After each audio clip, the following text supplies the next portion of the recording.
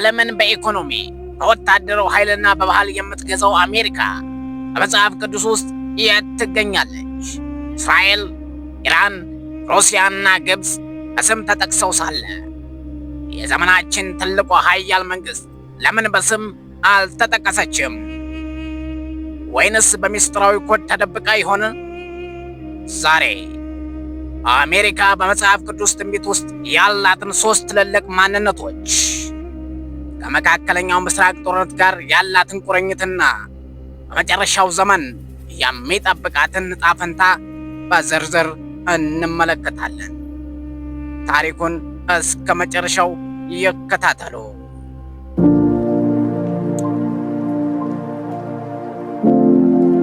ብዙ የምሁራን ትንታኔዎች አሜሪካ በሕዝቅኤል 38:13 ላይ ያገኟታል። ትንቢቱ የሩሲያና የኢራን ጥምረት እስራኤልን ሊወር ሲመጣ ተቃውሞ የሚያሰሙ ሀገራትን ይጠቅሳል። ሳባና ድዳን፣ የተርሴስም ነጋዴዎችና ደቦሎቻቸው ሁሉ መርከውን ለመማረክ መጥተሃልን ይሉሃል። ተርሴስ ማን ናት?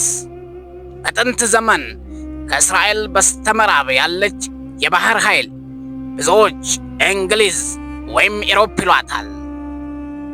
ደቦል አንበሶች እነማን ናቸው? ከተርሴስ የወጡ አዳዲስ መንግስታት ማለት ነው። አሜሪካ ከእንግሊዝ የወጣች ደቦል አንበሳ ናት።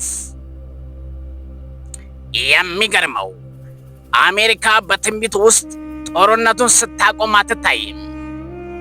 ለምን መጣህ የሚል የዲፕሎማሲ ጥያቄ ብቻ ነው የምታቀርበው። ይህ ማለት በመጨረሻው ዘመን የአሜሪካ ተሰሚነትና ኃይል እንደሚዳከም ፍንጭ ይሰጣል። ይህ እጅግ አከራካሪው ክፍል ነው። በራእይ 17 እና 18 ላይ ስለ ታላቂቱ ባቢሎን ፍጻሜ ተጽፏል። ብዙ መጋቢዎችና የታሪክ ተመራማሪዎች አሜሪካን ከዚች ከተማ ወይም መንግስት ጋር ያነጻጽሯታል። ምክንያቶቹም አንደኛ፣ የዓለም የንግድ ማዕከል ስለሆነች ነው። የምድር ነጋዴዎች በአንቺ በልጽገዋል። ራእይ 18:3 ላይ አሜሪካ ወይም ዶላር የዓለም የንግድ ሞተር ነው። ሁለተኛ ምክንያት ባህላዊ ተጽዕኖ ነው። አሕዛብ ሁሉ የዝሙቷ ወይነ ጠጅ ጠጥተዋል።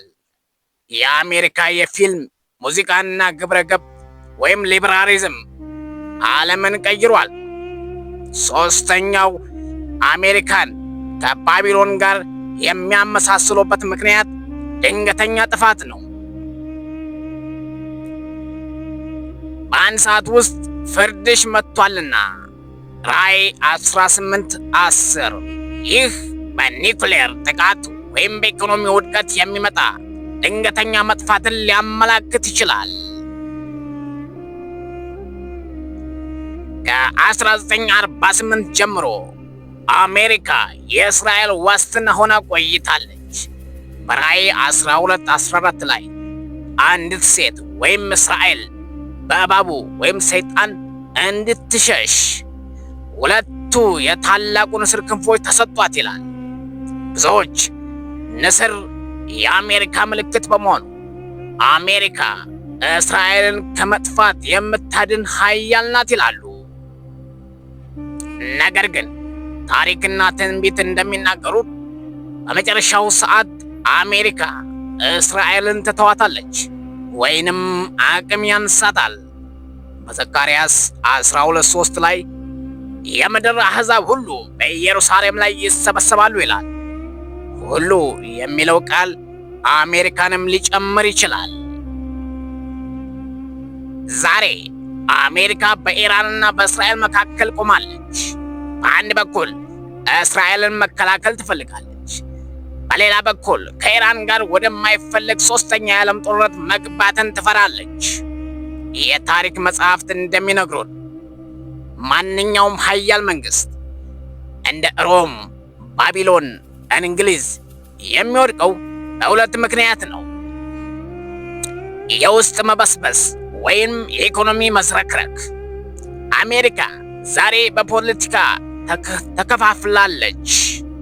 ዕዳዋ ሰማይ ነክቷል። ከእግዚአብሔር እየራቀች ነው። ይህ ሁኔታ በትንቢት ለተነገረው የአውሬው መንግስት ወይም አንቲክራይስት መነሳት መንገድ እየጠረገ እንደሆነ ብዙዎች ያምናሉ። አሜሪካ በታሪክ ትልቋ ኃያል ሀገር ልትሆን ትችላለች።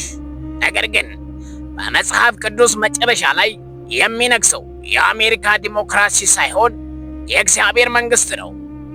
አሜሪካ ልትወድቅ ትችላለች። ሩሲያና ኢራን ሊጠፉ ይችላሉ።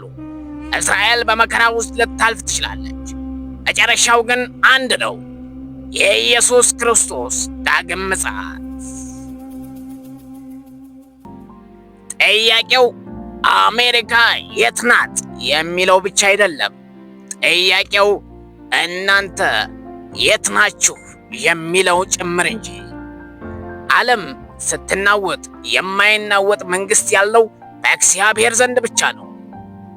በነቢዩ ዳንኤል 2:44 ላይ እንዲህ ይላል፣ በእነዚያም ነገሥታት ዘመን የሰማይ አምላክ ለዘላለም የማይጠፋ መንግስት ያስነሳል ይለናል። ክብር በሰማይ በምድር ለታላቁ ንጉሥ ለኢየሱስ ይሁን፣ አሜን። ስለ አሜሪካ ትንቢታዊ ሚና ያላችሁን አስተያየት በኮሜንት ላይ አጋሩን። ይህን ጥልቅ ትንተና ለወዳጆ ያጋሩ። ሰብስክራይብ በማድረግ የዚህ ትልቅ የታሪክ ጉዞ አካል ይሁኑ። ሰላም ለሁላችን ይሁን። በሌላ ቪዲዮ እስከምንገናኝ ድረስ ቸር ያሰማን።